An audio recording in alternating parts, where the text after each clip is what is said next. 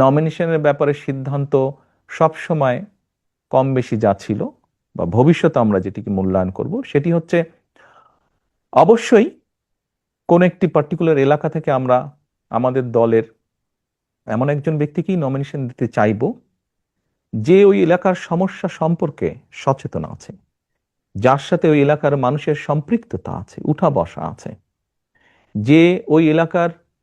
মানুষের সমস্যার সমাধান করতে সক্ষম, যে ওই এলাকার বিভিন্ন শ্রেণীর মানুষ, তরুণ, নারী, মুরব্বী সহ ছাত্র ছাত্রী, সবার সাথে যার একটা কমিউনিকেশন আছে,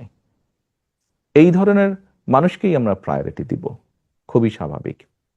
অর্থাৎ যার প্রতি জনসমর্থন আছে, যে জনসমর্থনকে তার সাথে রাখতে পারে, জনগণের যার প্রতি সমর্থন আছে, সেরকম মানুষকে দেখেই আমরা